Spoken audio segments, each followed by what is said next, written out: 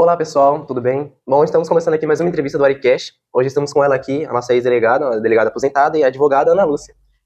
Olá, boa tarde a todos vocês, os alunos e a comunidade do Aribucuí. É uma alegria muito grande poder estar aqui com vocês hoje. É muito tempo que eu não venho à escola e ver a escola sempre inovando. É um motivo de muita alegria para a gente. A gente viu essa escola começar, participamos de vários outros projetos aqui e é muito prazeroso poder estar aqui hoje com vocês para participar de mais um projeto da escola. Eu que agradeço por você ter aceitado o convite para essa entrevista. Eu queria começar com uma pergunta. Pode contar um pouquinho da sua biografia? Posso sim, claro.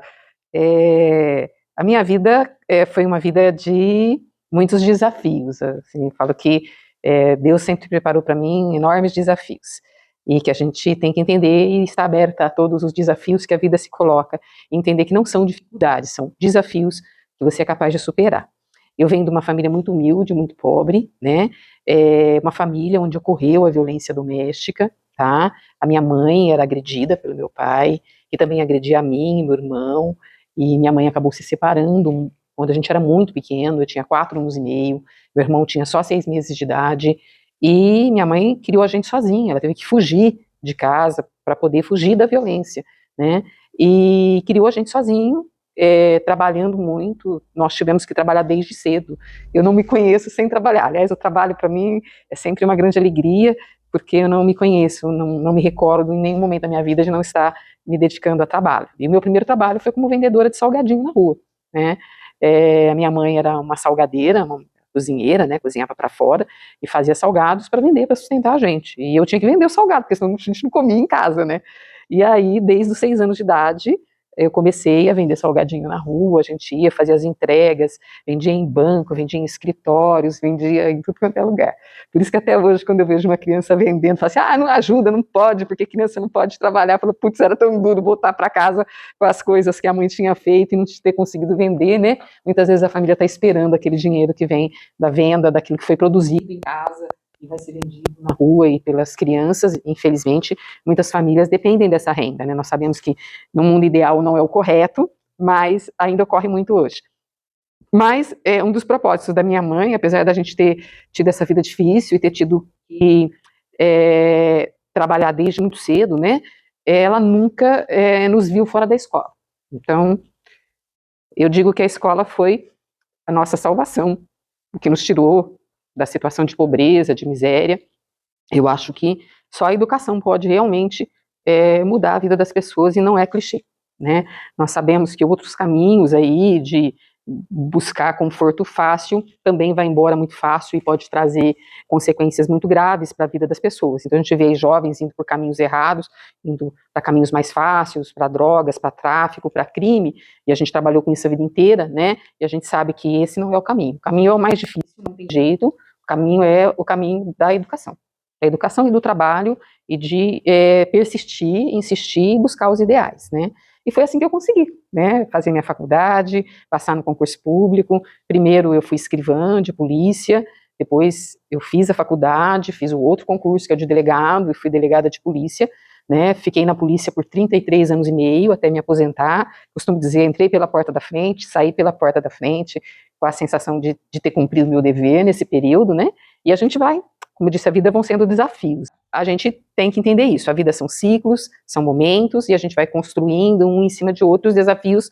Eu costumo dizer, quando você está terminando de superar um, nós já vamos, Deus vai colocando na vida da gente um novo desafio, né? E aí depende exatamente de como você vê as coisas. Se você vê aquilo como problema, como castigo, como um monte de coisas, ou se você vê como formas de crescimento, de coisas novas na sua vida, né?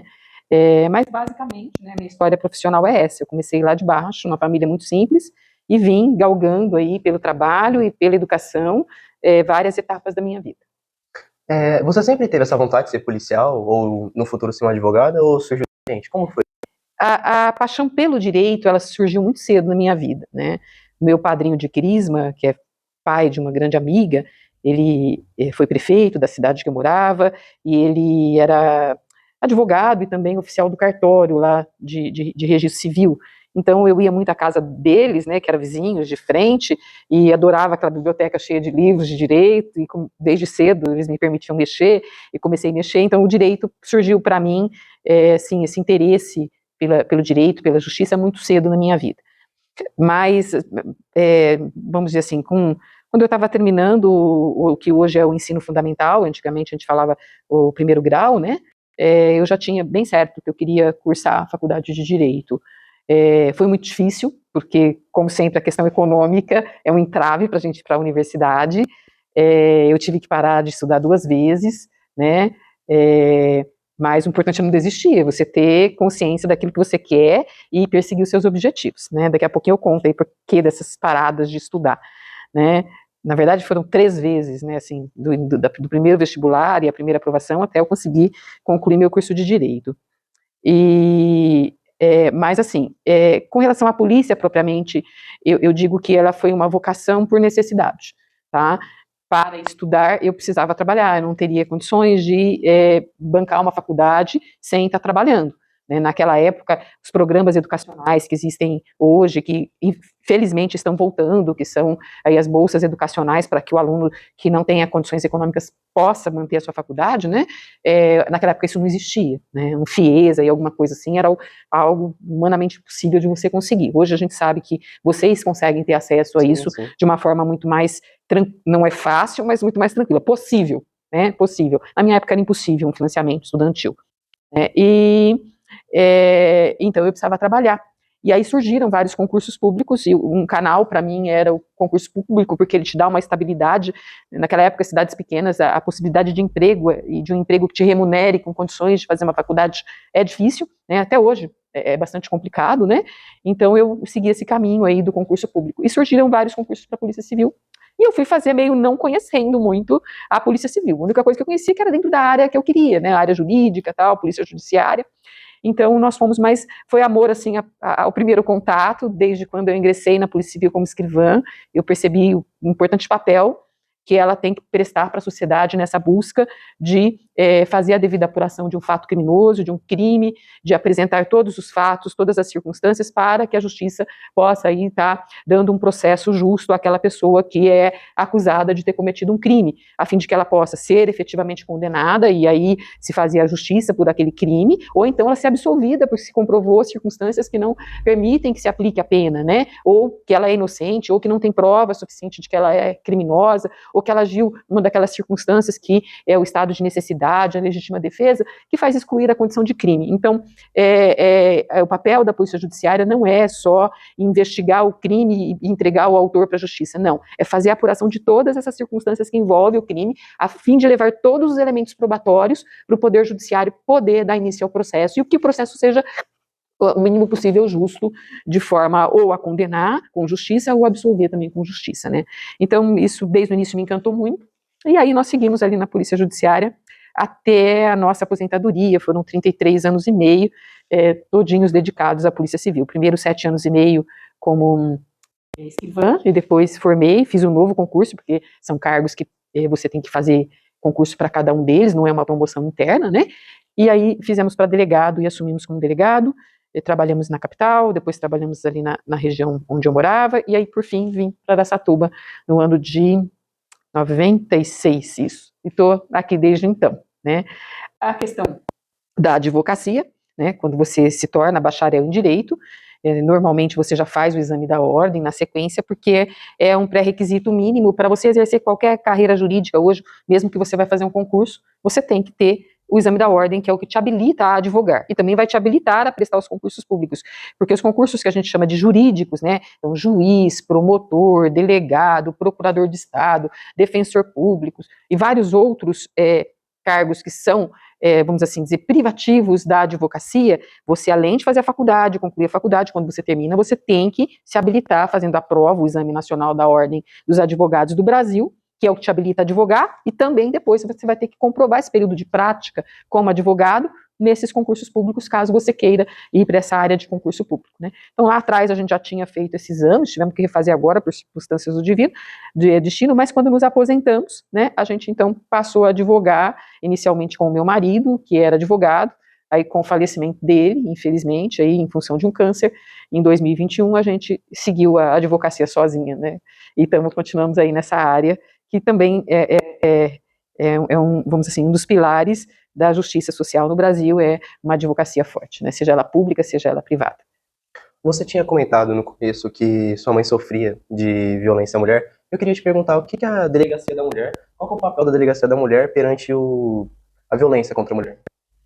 A Delegacia de Defesa da Mulher, ela é uma inovação brasileira, né, algo que surgiu no Brasil, especificamente no estado de São Paulo. No ano de 1985 foi criada a primeira unidade, funcionou lá no pátio do colégio, de uma forma simbólica, onde São Paulo surgiu, também surgiu a primeira Delegacia de Defesa da Mulher, né. Ela é vamos assim dizer, um serviço público prestado, não fica fora da polícia, é um serviço de polícia judiciária, é uma delegacia como outra qualquer. O delegado que vai trabalhar lá, o escrivão que vai trabalhar lá, o investigador que vai trabalhar lá é um policial que integra o quadro da polícia judiciária como qualquer outro. Ele tem que ter feito concurso para policial, e não para polícia, vamos assim dizer, para trabalhar na Delegacia de Defesa da Mulher. Para ir trabalhar lá, normalmente se dá preferência a policiais mulheres, tá? Sejam elas investigadoras, escrivães ou delegadas, mas não é obrigatório que seja. Então, numa cidade onde você não tem um número de policiais femininas na Polícia Civil aptos a assumir a função na DDM, homens também trabalham lá, como aqui, por exemplo, em Araçatuba, né? A delegada atual, ela é uma mulher, mas nós temos lá no corpo que compõe escrivães, investigadores, né? Homens, e isso não obsta o trabalho. O que precisa é que aquele policial esteja preparado para trabalhar lá. E a Delegacia de Defesa da Mulher, ela surge de o quê? De uma vontade popular. Foi o movimento de mulheres de São Paulo que apresentou ao então governador Franco Montoro, na época, essa proposta de criar uma delegacia especializada para atender as mulheres vítimas de violência. Não só da violência doméstica, mas de qualquer forma de violência que seja de gênero, ou seja, que seja contra a mulher pela sua condição de ser mulher. Né? E esse pedido do então Conselho Estadual da Condição Feminina foi levado ao governador e ele acatou e criou a primeira delegacia. E, assim, foi meio um cala-boca da mulherada aí e tal, que tá enchendo o saco, perturbando, querendo uma delegacia só delas. Só que com a criação da primeira DDM em 85, se mostrou a cara da violência contra as mulheres no país, que era mascarada, que não aparecia nas estatísticas nem policiais, nem judiciais, porque a mulher não tinha onde reclamar. Né? E aí, há reportagens da época, se vocês entrarem aí nos grandes meios de circulação, nos grandes jornais, de filas que se criaram homéricas na porta da Delegacia de Defesa da Mulher, de mulheres que precisavam fazer registros, porque as unidades policiais, por conta, inclusive, do machismo policial, né, a maioria dos policiais são homens, eles não registravam, não atendiam aquela mulher, a senhora resolve isso em casa, isso aqui não é coisa de polícia, não, polícia é para coisa séria. Eu, quando entrei na polícia, via muito ainda preconceito, e hoje ainda existe, contra a própria delegacia, por se achar que aquilo lá não se faz trabalho policial, quando o trabalho policial, o trabalho investigativo e também o trabalho social que é feito por ela é muito grande e muito intenso. Então, eu digo, foi o primeiro marco no Brasil, sério, comprometido, de uma política pública voltada a atender mulheres vítimas de violência por sua condição feminina, por sua condição de ser mulher, né? É um modelo que se disseminou pelo país todo. Hoje nós temos Delegacia de Defesa da Mulher com outro nome. Os outros estados, eles usam a sigla DEAN, em vez de Delegacia de Defesa da Mulher, DDM, como é no estado de São Paulo, criou-se uma outra sigla, que é a Delegacia de Atendimento à Mulher, né, DEAN. Mas que é a mesma estrutura e da mesma forma, né? Luta-se hoje para que as unidades nos grandes centros, pelo menos, São Paulo, os grandes centros urbanos do estado de São Paulo, as capitais dos outros estados, tenham a unidade trabalhando 24 horas por dia, porque a gente ainda não conseguiu isso, né, de ter plantão 24 horas da delegacia especializada, né. Na capital nós já temos as delegacias das seccionais da capital, hoje em São Paulo elas funcionam em regime de plantão permanente, mas é poucas unidades pelo país afora que funcionam em sistema de plantão. Mas como eu disse, ele é um marco no atendimento, no olhar do Estado para a mulher que sofre violência, e que a partir dele, essa violência que a mulher sofre, seja no ambiente doméstico, chamado violência doméstica contra a mulher, né, nas relações afetivas dela, seja em qualquer espaço público ou privado, no trabalho, então toda a violência contra a mulher, porque ela é mulher, é levada para a Delegacia de Defesa da Mulher, né, e é uma porta de entrada, onde a mulher pode fazer a sua denúncia sem sofrer preconceitos, sem sofrer mais violência, vamos assim dizer, e é o primeiro canal, o primeiro atendimento para que possa haver essa apuração correta desses delitos. E mais, foi as DDMs que fizeram surgir toda essa revolução que o país passou nesse olhar para a questão da violência doméstica e violência de gênero aí que a gente vê no Brasil e que é existente no mundo. E mais um dado histórico, né, as DDMs é referência mundial. Então, o país foi o primeiro país a criar uma unidade policial especializada, e este modelo brasileiro é espelhado em vários países do mundo, né? Vou citar exemplo, Espanha, na Europa, Canadá, nos Estados Unidos, Argentina, e vários outros países, que agora eu não me recordo, mas que o modelo brasileiro foi levado para lá e foi implantado, dado a importância deste tipo de serviço, desse tipo de atendimento. Bom, em 2006 a gente teve a criação da Lei Maria da Penha, em 2010 a Lei do Feminicídio. Quais pontos você acha que o Brasil melhorou em combater essa violência à mulher nos últimos 20 anos? Então, é o que eu falei, nós começamos lá atrás, em 86, com a criação das DDMs, da primeira, e aí veio uma sequência. No estado de São Paulo, se eu não estiver equivocada, são 128 hoje, né, não tenho certeza, mas são 120, eram 128, pode ter mudado algum dado, mas é perto disso, são acima de 100 unidades no estado de São Paulo. O que acontece? Quando no ano de 1999, nós tivemos um grande retrocesso. A DDM tinha um trabalho muito intenso e ela produzia muito, vamos assim dizer, porque a demanda era muito grande, ela não ia atrás, as vítimas é que a procuravam. E aí isso fez, e um dos motivos da criação da Lei 9.099, que é a Lei dos Juizados Especiais Cíveis e Criminais, além do próprio texto constitucional, mas ela ter vindo da forma que veio, né, é que o judiciário estava sufocado, principalmente pela demanda que vinha das DDMs, tá? E aí, com a criação dos Juizados Especiais Criminais, a maioria dos crimes que a mulher é vítima são considerados crimes de menor potencial ofensivo, porque a pena, o que determina se um crime é ou não de menor potencial ofensivo no país, esse conceito que se criou na Lei 9.099, é o quanto de pena em abstrato. Tá? Então, se a pena não for superior a 2 anos em abstrato, a pena maior, né, não for superior a 2 anos, ele é entendido que é de menor potencial ofensivo. Então, lesão corporal leve, que não deixa aí sequelas graves, né, mas que é a maioria dos crimes contra a mulher no ambiente doméstico, as ameaças, os crimes contra a honra, hoje o crime, né, um crime recente, que é o crime de perseguição, todos esses crimes têm pena inferior a 2 anos, tá? E foram todos migrados para a Lei 9.099. E a Lei 9.099 é uma lei, vamos assim dizer, que abranda as consequências do crime para o criminoso, porque ela pensa que quem cometeu um pequeno delito não tem que ficar na cadeia, não tem que ser preso em flagrante, e não que isso seja ruim, tudo bem? Mas isso não se aplica à violência doméstica. Apesar de não precisar de uma pena alta, você não pode tratar processualmente esses crimes do âmbito doméstico, de violência contra a mulher, como se fosse um crime comum, uma briga de rua, tal e tudo mais. Não, por quê? Porque ele vai progredir, ele vai aumentar e ampliar. Então, a lei dos juizados especiais criminais, ela foi um retrocesso muito grande. Por quê? Porque todos os crimes foram para lá, né, para o GCRIM, que a gente fala, o Juizado Especial Criminal. Você não podia mais prender em flagrante o autor de um crime de violência doméstica, a não ser que fosse um homicídio, uma tentativa de homicídio, mas uma lesão corporal, uma ameaça, tal, você não conseguia mais prender em flagrante. E mais, a Lei 9.099 também foi o que estabeleceu, na época, que todo crime de lesão corporal, independente se ele fosse de violência doméstica ou não, tá, ele dependia da representação da vítima para ter processo. O que é o Instituto da Representação no direito penal? O processo pertence ao Estado, é o Ministério Público quem processa, esse é o nosso sistema jurídico, tá? Então, ocorreu um crime, não se leva em conta o interesse da vítima, do autor, leva-se em conta o interesse do Estado. O Estado tem interesse em punir aquele criminoso, ok? Então, quem é que vai representar o Estado nessa punição? O Ministério Público, o promotor de justiça. Então, ocorreu um crime, como regra, o promotor tem que oferecer a ação e perseguir aquele criminoso e buscar uma pena para ele. Tudo bem aqui? Ótimo.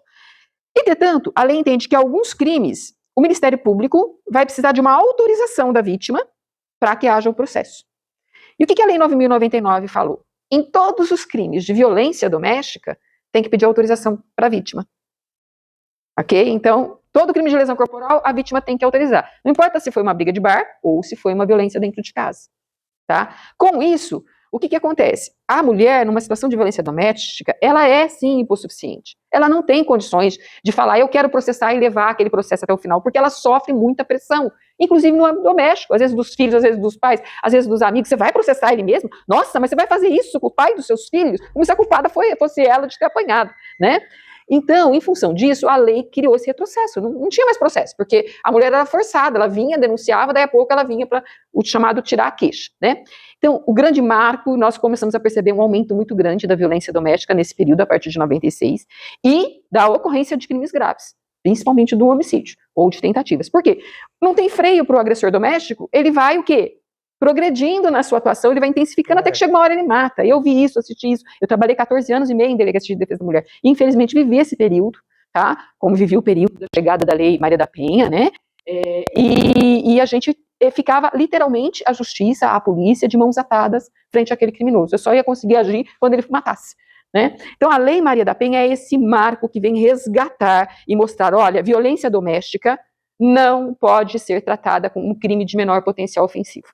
Ao par de todo o arcabouço protetivo que ela trouxe, das medidas protetivas, que a gente podia falar 10 podcasts aqui sobre isso, tá? Mas o marco dela é dizer isso: basta judiciário brasileiro, basta Estado brasileiro, a violência doméstica não pode ser tratada dentro dos crimes de menor potencial ofensivo. Mas o crime de lesão corporal, nos casos de violência doméstica, não depende de representação. O Estado tem que agir, independente da vítima querer, da vítima não querer. Por quê? Porque é uma questão de segurança pública, é uma questão de Estado, é uma questão de justiça, tentar, com a ação do Estado, retirar aquela vítima da situação de violência que ela está vivendo. Né? Então, a Lei 9.099 ela foi um marco e ela vem redesenhando o judiciário brasileiro com relação à forma como ele vem tratando a violência doméstica. E cada vez que o judiciário dá umas escapadelas, dá uma interpretação, e eu vou voltar a usar essa palavra, preconceituosa, machista para a lei, vem o legislador e faz alterações. Ela já passou por várias alterações, né, e vem sofrendo várias. Por quê? Pela sua má aplicação. Mas tudo isso é um processo de aperfeiçoamento que vem ocorrendo aí desde a instituição da Lei Maria da Penha. A mesma coisa com relação à lei do feminicídio. Não precisava da Lei Maria da Penha? Em tese, não, era só não se ter feito a besteira, vamos dizer assim, que se fez, de incluir os crimes de menor potencial ofensivo, os crimes de violência doméstica dentro dos crimes de menor potencial ofensivo. Então, teve que consertar, né? E ter um judiciário, ter os órgãos estatais atuando de forma não preconceituosa, de forma a criar situações de colocar a mulher em situação de proteção e de punir o agressor, o que não ocorria. Então, a lei veio para disciplinar os órgãos institucionais todos, polícia, Ministério Público, Justiça, advocacia, tudo bem? E juiz, Poder Judiciário, vem nos educar e dizer, olha, violência doméstica contra a mulher tem que ser tratado como um assunto importante para o Poder Judiciário, importante para o Estado brasileiro, um combate efetivo em tentar erradicar essas situações, tá? Então, ela é um marco, defeitos, todas as legislações têm. Tudo bem? Mas ela vem sendo aperfeiçoada continuamente pela atuação do Poder Judiciário, né? E a gente tem sentido a partir dela muitas melhoras e muitas políticas que podem ser alcançadas pelas mulheres vítimas de violência. Ah, mas acontece que muita mulher que não tem direito, que não sei o que lá, que se aproveita da lei e não sei o que. Isso acontece com toda a legislação, não é só com a legislação Maria da Penha. Cabe ao Judiciário, aos órgãos estatais, como diz assim, passar na peneira o que é joio e o que é trigo, né? Então, o que realmente é situação de violência doméstica e precisa dos institutos existentes na Lei Maria da Penha, e o que não é, o que são pessoas mal intencionadas, homens ou mulheres, que querem se utilizar do Estado, da lei, para interesses que não são justos, tudo bem? Mas ela é um marco, assim como a legislação do feminicídio, que não precisava, tá? Nós temos um crime já de homicídio, né? Muito bem estruturado dentro do Código Penal, e circunstâncias que poderiam já ser aplicadas como agravantes quando se tratasse de relações familiares, tal e tudo mais. Mas, novamente, um olhar preconceituoso, patriarcal, machista, não permitia que o judiciário aplicasse aquilo de forma correta. Não precisa vir o legislador e consertar. Dizer, olha, isso aqui tem que ser olhado com uma atenção devida. Então, a questão dos homicídios contra as mulheres vem ser tratada na lei do feminicídio. E também tem trazido avanços, a gente ainda tem visto aí coisas estranhas acontecer, aberrações judiciárias, vamos assim dizer, no trato. E quando eu falo judiciário, eu não estou falando só do juiz do Poder Judiciário, mas de toda a estrutura que serve o Poder Judiciário, inclusive a Polícia Judiciária a qual eu pertenci. Mas tudo isso vem sendo aperfeiçoado a partir da legislação. Então, elas são marcos e que a gente tem que, sim, respeitar muito e estar sempre comemorando cada vitória a partir dessas legislações. Sim, é necessário, né? Bom, a gente sempre teve notícias assim, mas nos últimos meses tem tendo muita notícia sobre invasões nas escolas, em possíveis atentados nas escolas. O que você acha que a escola podia fazer, a escola, todas as organizações responsáveis pelo ensino no Brasil, podia fazer para ter uma maior segurança dos alunos nas escolas? Olha, é um tema muito atual, problemas atuais que o mundo enfrenta e o Brasil vem enfrentando também, que é a questão, agora, num outro aspecto, da violência chamada, que nós chamamos de violência escolar, né? Eu entendo que não é só a escola que tem que fazer, é a sociedade como um todo que tem que fazer. Isso enquanto ações nossas, coletivas, enquanto seres humanos, tá? Então, nós, coletividade, então a coletividade escolar, a familiar, a sociedade que vive no entorno dessa escola, que precisa auxiliá-la, tá? Mas também nós como indivíduos, tá? Então, tudo isso parece simples, mas é bastante complexo.